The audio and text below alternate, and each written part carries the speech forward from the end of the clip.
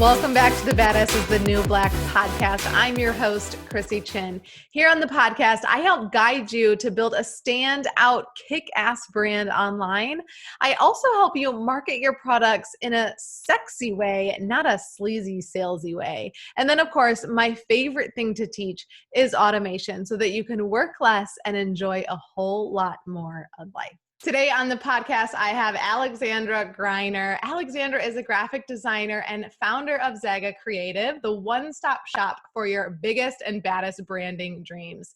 She's a self-proclaimed feminista nerd, aka reads lots, and wears shirts that say wild feminist and 100% that bitch. Love that. And loves macaroons and motorcycles. Her mission in life is to tell stories and make beautiful shit and help entrepreneurs expand their impact. Welcome, Alexandra. How are you? Thank you, Chrissy. I'm doing great. Good, good. I'm so excited about our topic today. We're going to talk about how to take an idea for a business, right? And build a powerful brand around it that connects with clients. So we're going to talk about, like, if you have this idea about business, maybe you're sitting at home on your couch wondering, what the heck am I going to do in this next chapter in my life? So you start thinking about the knowledge you have, the skills you have. Maybe this could be a business, but now you have to build a brand around it. Let's talk about that. First, before we dive in, I want to hear a little bit more of your story, how you got to where you are and all the magical things that you do for amazing entrepreneurs. How did you get here? Yeah. My story. So I started in fashion design, actually. That's what I went to school for. Knew I wanted to do that from a very young age. I just felt like when I went out shopping, I couldn't find clothing that I really loved, or I would always find stuff that I wanted to tweak. So that's what I went into and loved doing it. But then when I got out into the actual real world and into the fashion industry, it just wasn't in line with my core values as a person, the industry. And I had always had this other passion to start my own business, and starting your own fashion line has quite a bit of hurdles that you have to overcome. A lot of money that you have to invest before you even start making money. So that's not really, it kind of became not in line with where I saw my life going. So I pivoted, thought I wanted to design for a corporate company. So I started working for Lululemon, which in a retail store, which ended up being the best working experience I've had. I think it's really shaped how I design for my clients. And then after that, I was like, okay, what are you doing with your life? You want to start a business. So, it's now or never. I quit without a plan. Didn't know how I was going to do design for a business because I knew I didn't want to do fashion. And then I met a woman who was doing graphic design, and she kind of took me under her wing, mentored me for a little bit.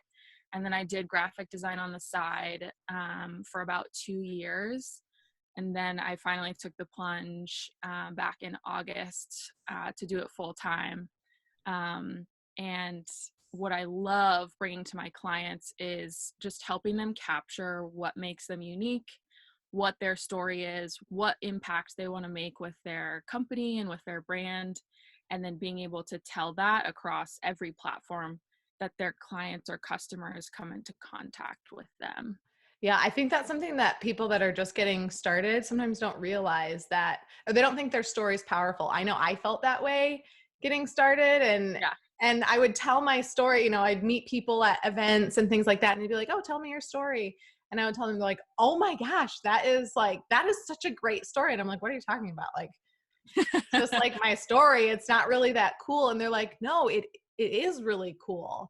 And that was when it clicked for me, like, oh my gosh, everyone has a story. And most people think they have no story, or it's not exciting, or it's not going to draw people in. And that's so not the case. So I love that you focus on that. Yeah. I think I struggled with the same thing. I think people have this idea that to have a great story, especially a personal story, it has to be something that's like worthy of a novel, like a like Harry Potter level story. Yeah, or like rags to riches or something. Yeah, totally. Which is just it's not the case at all. And it's kind of, we're all human, and that's how we connect as humans, is telling stories. and the realness of kind of just like everyday life and the struggles of being a human. So Yeah. And tell me about, so you mentioned that you didn't, like, basically you didn't have a plan B, like you quit without a plan. So yeah. so like you chose to quit without a plan. Some people are choosing to quit without a plan, or they think they can't quit until they have a plan, or people right now are being forced, into emptiness and trying to figure it out because they had no plan. So Yeah. tell me what that experience was like a little bit, kind of just, you had Yeah. decided, but what was that like for you? It was very different. I'm definitely a planner and like a goal oriented person. Like how I kind of operated in my life until that point was, like with college, I found my number one school. I knew exactly what I needed to do to get into it. I got into it. I knew exactly what I needed to do to get good grades and graduate. And then when I came out into the real world, I was like, this isn't fulfilling. Like just kind of doing, like checking the boxes is no longer fulfilling for me. But I loved working for Lululemon. It was such an amazing community and experience. So it was really hard to quit. It took me 5 years to actually quit that job. So the But moment that you thought I'm going to quit, it wasn't until 5 years later that you like yeah, actually, oh my goodness. yeah. And I knew like so working retail, so Lululemon's headquarters are in Vancouver. So if you want to get a job as an American citizen, they recommend like starting in the stores and working your way up. And eventually I just knew that that wasn't going to be something that I did, but it's like, it's such a cushy job. It's so like, it's just such an amazing company to work for that I had that kind of like, well, I'm going to put my toe in the water. And I was able to do a lot of creative stuff at the store, like make our window displays and collateral and all of that. But I knew that I would never quit that job unless I just did it cold turkey. So that's what I just knew that that's what I had to do. And it was terrifying, but it also felt very aligned. And that's something that I've really worked on in my business and in my life is figuring out what my gut is telling me and really listening to it without necessarily knowing why. Or when you're making big decisions like that, like should I quit my job, should I not quit my job, should I start this company, should I not start this company, your gut is such a good barometer for like, is this the right decision, is it not the right decision? So I felt like pretty good that way. But it definitely took me some time to really, like, I didn't know I was going to do graphic design. I did a writing mentorship after that. So I thought I was going to be a writer briefly. And then it did take like 2 to 3 years after that for me to actually be full-time and really viable in my business. So I don't want it to sound like, oh, I quit and then magically, all my dreams came true. Yeah, I think that's But it was pretty also common. the best decision I made because it was really Yeah, yeah. I think that's pretty common. I mean, and Yeah, I think I that's think what so. people are scared of, is that they need this brilliant idea right off the bat. But that's like different story, but same story for me. Started a business, trying to do my own thing, and then realized, oh, this is not really aligned with the lifestyle that I'm going to want in 5 years. So I stopped doing that. And then I got involved with network marketing, and that really opened my eyes to business. And it just kind of led me down this path to where I am now. But like in both stories, like we didn't, like the thing we're doing now isn't where we started when we decided to jump in. But the similarity is that we both were like, fear, step aside. Like my gut's telling me this is what I need to do, and you just have to go for it. So like pull out the knowledge and skill that you have in that thing right now and just start going, and it will evolve and put you down the path that you're supposed to go. I totally believe. And I think that Yep. is that how you feel? Like you just kind of started Totally. doing the Yeah. next thing and you ended up where you feel you really Yes. are or need to be. And that, I think that really helps with the overwhelm of when you have an idea and you're trying to bring it to life into a business, your checklist just is gets longer and longer and longer the more that you even check off from it. Mm-hmm. So being able to focus on like one step, even like one step a day, just check one thing off your list a day, no matter, if you're scared to do it or not, I think is a way to kind of deal with the overwhelm of, how do I get my business from making no money to making, whatever is a comfortable living. Yeah. Do you have any tips for someone who is literally just starting to, maybe they've thought about business for like starting something for a long time, they don't really know, or they have multiple ideas? Do you have any advice for that person that's like, okay, it's now or never, I need to jump in, but like, where Yeah, do I start? totally. I also suffer from like loving to do a lot of different things and trying to bring them all together into one. So first, if you have a ton of ideas, I would figure out what is the common thread between them. For me, being a designer, a writer, it's always about storytelling. So that's kind of my common thread, no matter what I'm doing. And then also thinking about, from a practical standpoint, what is going to be the easiest to start, as far as how much of an investment are you going to need to make? Do you need to buy any equipment?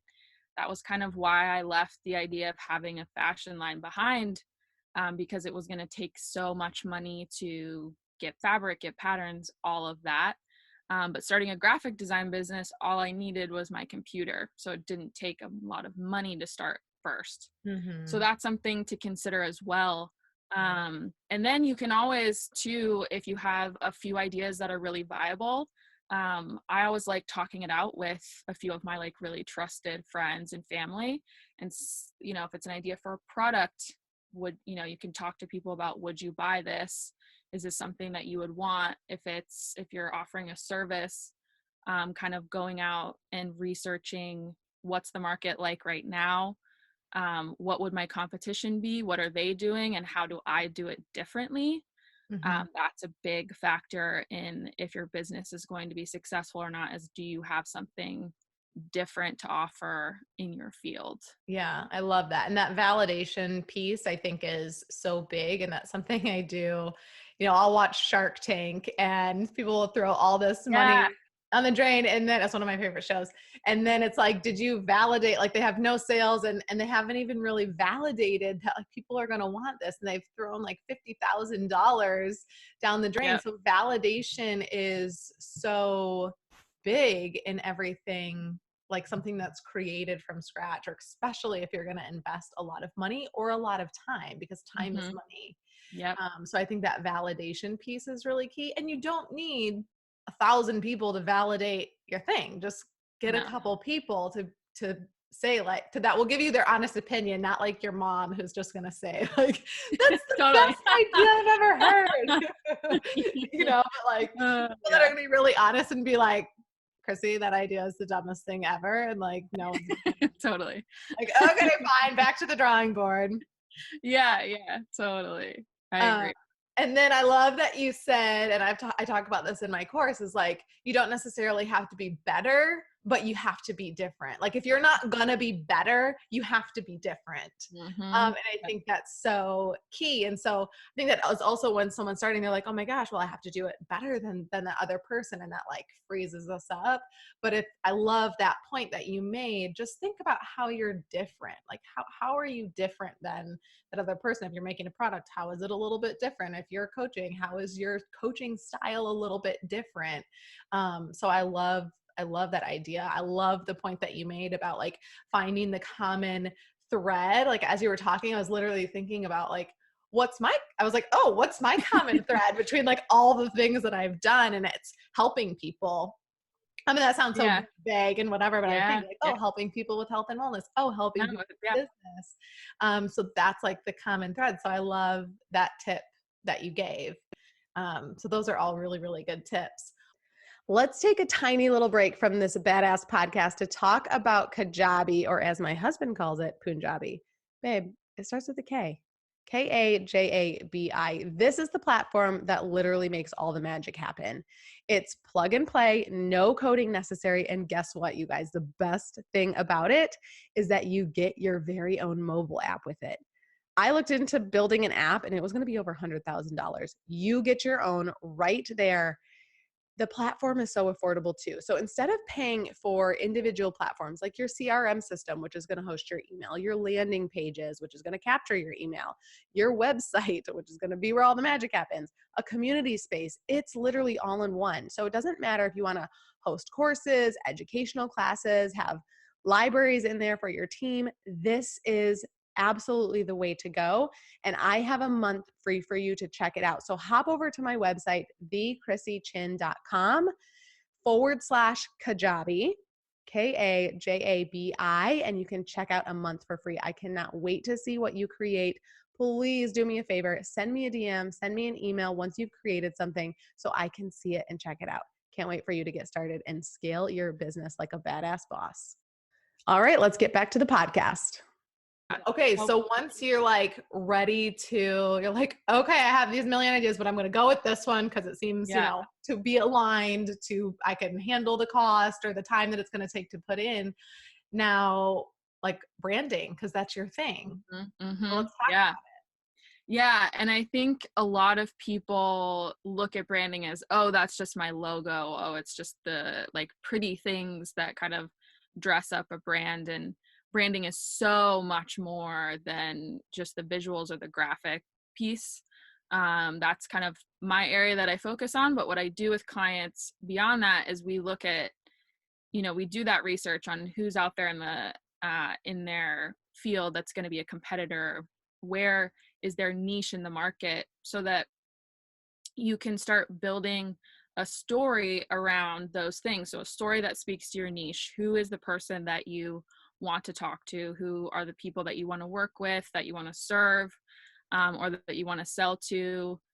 It's how to talk to them directly. And that means in the language on your website. That means in the photos on your social media. That helps us decide what colors to use. Color has a lot of meaning. That helps us pick fonts. It helps us design a logo that symbolizes like what you're trying to say, so that people, like, let's say they go on your website, they'll immediately know what you're about with that first image, and then they'll want to dig in more.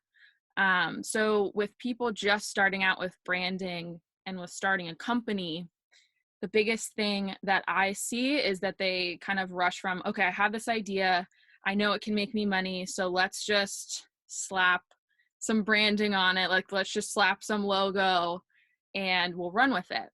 And what we really like to do is we really like to take the time to figure out, what are your core values? What is the why? Like, why are you doing this? What's the impact that you want to have with your clients? And then how do we take all of that, combine it with the niche that you're trying to talk to, and kind of what we were talking about with what is your edge? So what makes you different?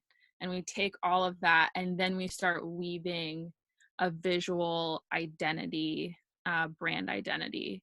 So starting out with those core things of, what are your core values? Why are you doing this? Who are you serving? Is really important when you're first starting out. Mm-hmm. Yeah, I love that. I always say, like, branding is more than just a logo, colors, and fonts, because it is so true. And before I really knew that much about business, that's just what I thought. Like, oh, branding, oh, it's their logo, and like they use green and white, and it's like, oh, wait, branding has to do with like messaging and like the words you use and how you make someone feel and that perception that you give. And oh wait, branding literally is like this umbrella for everything. Everything that's about your business. So it is super, super important. I don't think people realize the extent that what branding really is. So thank you for kind of going over that. Yeah, totally. And it doesn't, I think one big barrier for people when they're first starting out, especially right now with the uncertainty of the world and a lot of people looking at starting businesses because they've gotten laid off and lost their jobs, is that, they think that they're going to have to spend tons and tons of money. And granted, if you do hire a designer to do a full custom brand, like that does cost a lot of money, but there are also a lot of other resources out there that are a little bit cheaper that can help you put together a really consistent visual identity, a consistent brand voice, and all of those things. So you can start with a little bit less of an investment when you're first starting out. But it's really about putting that intention behind what your brand is, and then using that intention to inform your choices as far as, logo, fonts, colors, and all of that. Mm-hmm. Yeah. I used, for my podcast logo, I used, what was it called? 99 Designs. Yeah, yeah, Thing. So you can get like submissions. And that was almost really like too overwhelming for yeah. me, because you have to like just answer a couple questions, and then you're dealing with like people all over the world that like may or may not even speak English. And so that was like hindsight. I was like, I should have just invested the money in like going to someone that I totally vibed with, like loved their work, and like hashed it out and worked through them. I always say no regrets. But like if I'm recommending to someone moving forward, like I think working with someone that you vibe with, and kind of has even similar style as a designer, Yeah, that can be really helpful than just like, all right, I'm gonna just get like 50 things and then I have to say what I like and don't like. And literally I was like, I don't like any of these. I don't like any of these. Like, I don't know what direction to tell them. And it was like so hard to talk with them. So I think there is a lot yeah, like you can do. I totally agree. And I did, all the beginning stuff on my own. But then you can get to a point where you're like, okay, time to step it up, or I've made some income and now I really need to kind of have this brand and design really reflect the level that I'm trying to level up to. exactly. Yeah, For sure. exactly.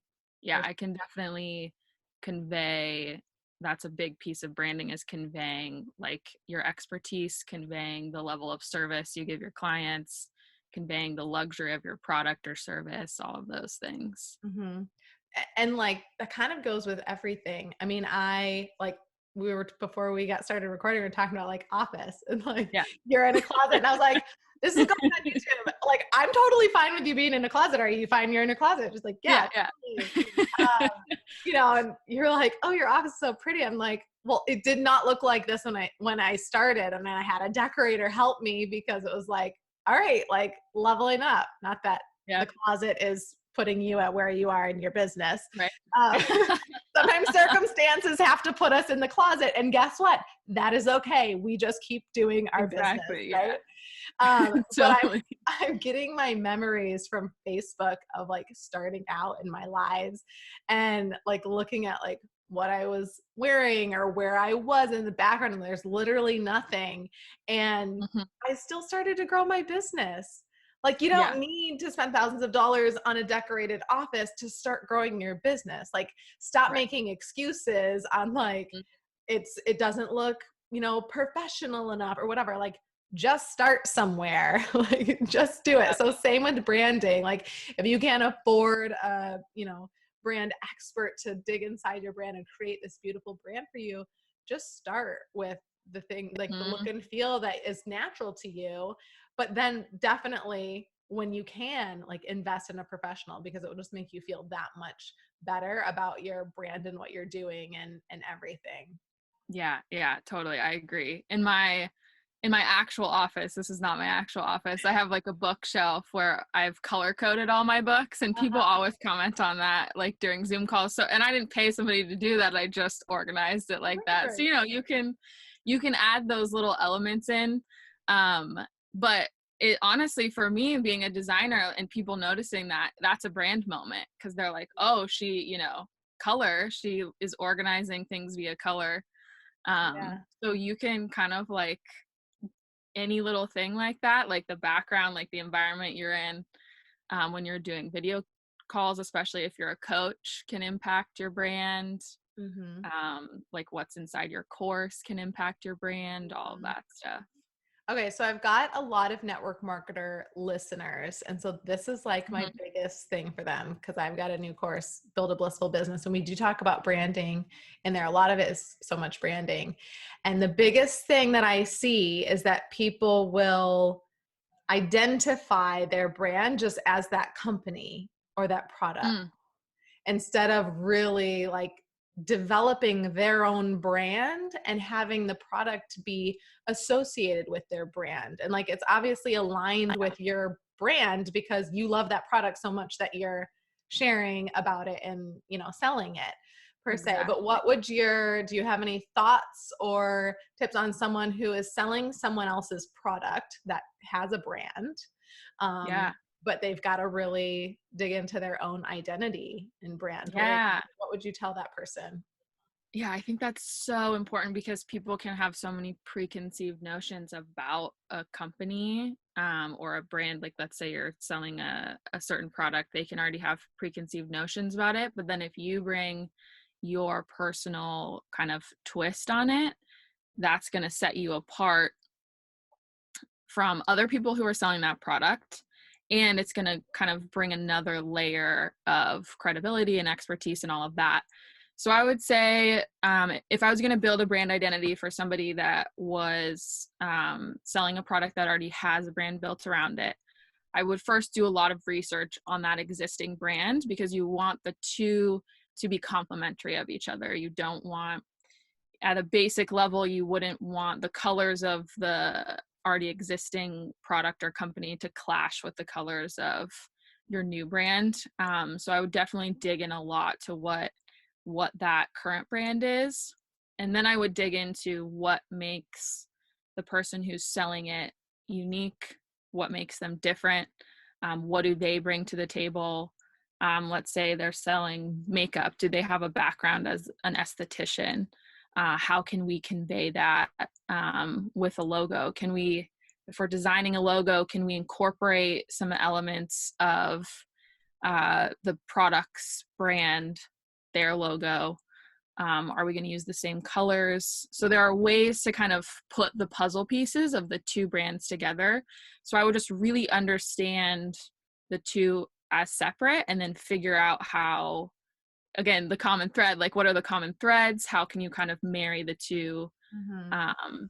But it's also a really good idea to have this kind of personal brand too, in case you want to eventually evolve out of selling someone else's product Mm-hmm. and sell your own product Yeah, or service. or do in conjunction. I'm drawing in a lot of people that are in network marketing, but then they have this other thing that they're doing. So whether it was something they were doing before and then they started incorporating the products into what they were doing, they're a hairstylist or they're a massage Mm-hmm. therapist or whatever. I mean, so many different things out there. And so they really do, or they get certified in something. And so they're trying to build up that service, but they still love their products. I mean, that's kind of like my journey is like, I still love and use the products and I help people get their products.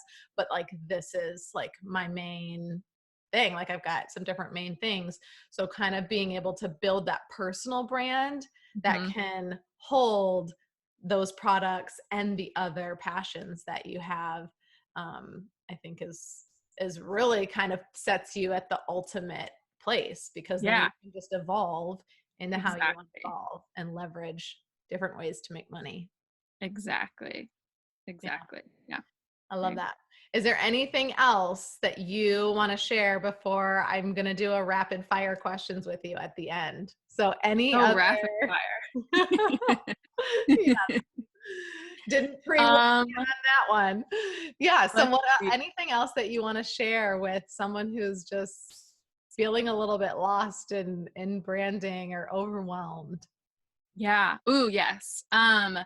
So from my experience working retail and working in customer service, it really taught me that customer experience or client experience is such a huge part of branding. And I think people tend to forget about it or not put a ton of thought or intention behind it. And I think that's the quickest way if you're starting out. And let's say maybe you don't have a ton of experience in what you're doing, or you do, but you're not super well known. Giving your clients and your customers like a world-class 5-star experience is going to help keep those clients. They're going to want to keep coming back. But they're also going to tell all of their friends about this amazing experience that they had working with someone or buying a product.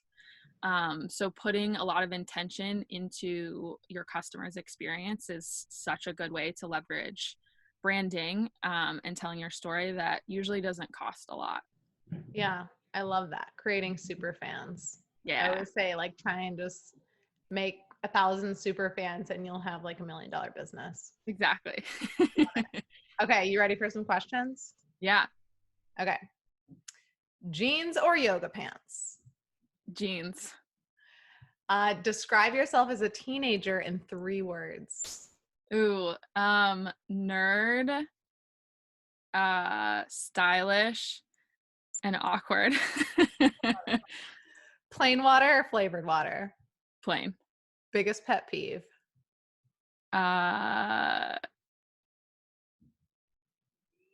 People that are out of integrity. Love it. Dark chocolate or milk chocolate? Don't say chocolate. you're allergic to chocolate. No, oh my God, no, I love chocolate. I don't trust people that are like, I don't like chocolate. Love it. I love dark chocolate, yeah. Dark chocolate. Okay. Indoor or outdoor? Outdoor. Window seat or aisle seat? Or middle seat? Ooh, who has anybody said middle seat? I've never asked that question before. I should start asking everyone. I love looking out the window. So window seat. Yeah, and plus you get to take cool pictures of like yourself up in the air for social media. Yeah. Music or podcast? Music. Heels or flats?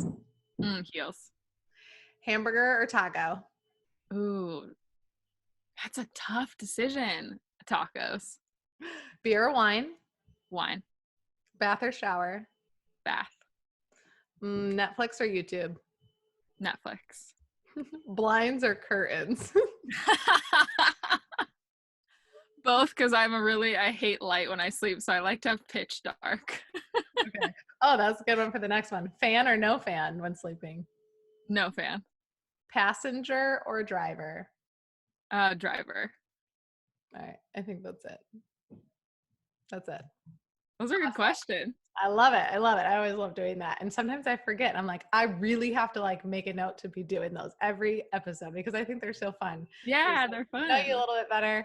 All right. So thank you so much for being here. Tell everyone how they can find you, connect with you. Do you have a resource that someone who's listening may really want to get their hands on? I want you to tell them how to get that. Yeah. So on Instagram, you can follow me at Zagga Creative. So it's Zagga and then creative. That is our website as well. And on our website, if you go to our contact page, you can schedule a 30-minute free consultation with me. I love doing that. We can talk about where your business is at, what your vision for your business is, and how we can potentially help you. All right. Awesome. I love it. Thank you so much for being here. And listeners, until next week, go schedule your free consultation.